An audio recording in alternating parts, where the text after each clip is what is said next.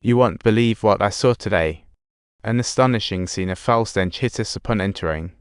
Although this is new for the detectives, the sight before them was still beyond their imagination. An 800-pound gentleman lay sprawled on the table like a human hill, with hands and feet tied and a flower on his head. Under the table, a whole barrel of gooey lotus roots sat, mixed with an unimaginable stench indescribable.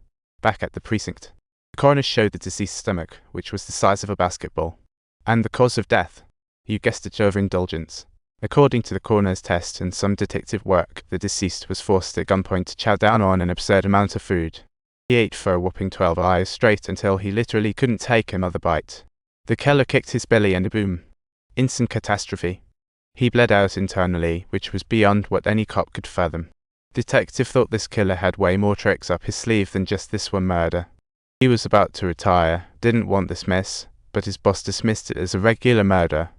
His boss insisted he keep at it, so he had to relent, hoping Mills wouldn't touch this case. It was way too soon for him. Subtitles: This really angered Mills. Another murder happened on Tuesday, with a lawyer as the victim.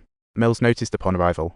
The victim was completely drained of blood, and the word "greed" was scrawled in blood on the floor. The photo of the lawyer's wife had blood-painted blood glasses on it. Another quirky murder case. Mills wanted to investigate but didn't know where to begin. Meanwhile, back at the precinct, Moy found plastic fragments in the dead guy's stomach. Detective was puzzled. No normal person would eat plastic. He went back to the scene and found scratches on the floor matched the fragments in the victim's belly. The scratches seemed from a dragged fridge, so Yushu opened it curiously. Rango.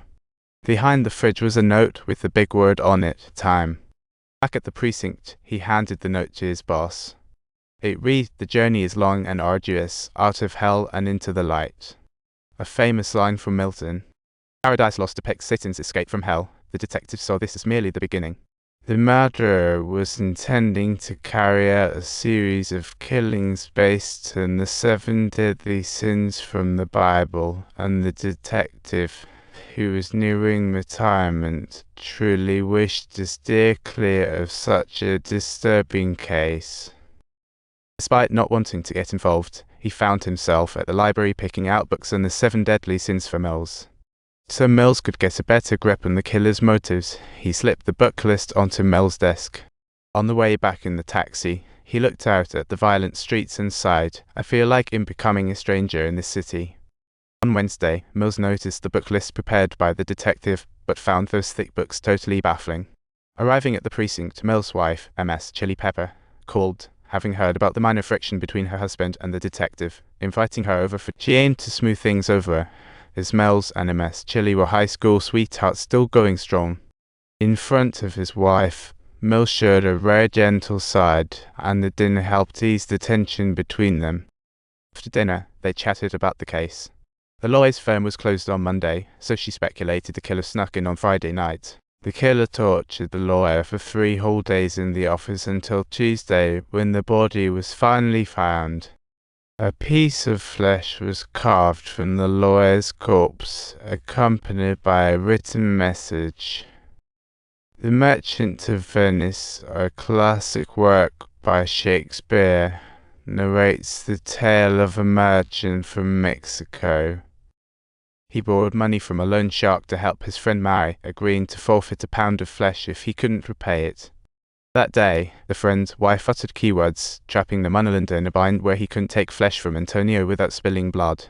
In the end, the Monolander represents greed, and the killer believed the lawyer was just like him, hence the chosen method.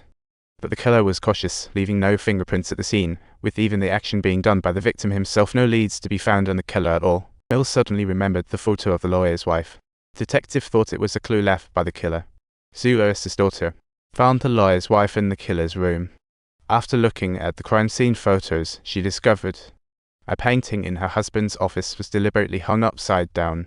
They returned to the scene to remove it, but found no clues. Mills thought they were being played by the killer, but the detective disagreed. He climbed on the table and started brushing the wall, and gradually a few fingerprints started appearing. After forensic analysis, they formed a sentence: "Save me." Fingerprint matching needed time, so the detective and Mills spent the night on the couch waiting. Finally, Thursday arrived. The chief woke them up, saying the fingerprint results were in. The suspect was named Victor, a mental patient. He had prior convictions for several violent offences and even attempted to assault a minor. And the murdered lawyer had once been Victor's defence attorney. They confidently geared up, ready to bring him in with SWAT, but Mills and a detective weren't feeling the killer was clearly meticulous. Victor didn't fit. Action had begun, so they had to check. Soon, a massive squad of cops surrounded Victor's place. When SWAT busted in, what they found left everyone stunned to an explosion of shock and all right on screen. There lay a shriveled corpse on the bed, the skin riddled with disgusting sores. The left hand of the corpse had been chopped off too, and the wall bore the word laziness. Clearly, this was another masterpiece by the same killer. Mills found a huge stack of photos in a nearby box. The photos were neatly stacked by date, and at the bottom it was a picture from exactly a year ago featuring Victor. Clearly, the killer had tied Victor to this bed and tortured him for a year, with the most recent photo dated just 3 days ago, the very day of the first murder. The box that contained the photos also had a message written on it. World, brace yourselves, here I come alive.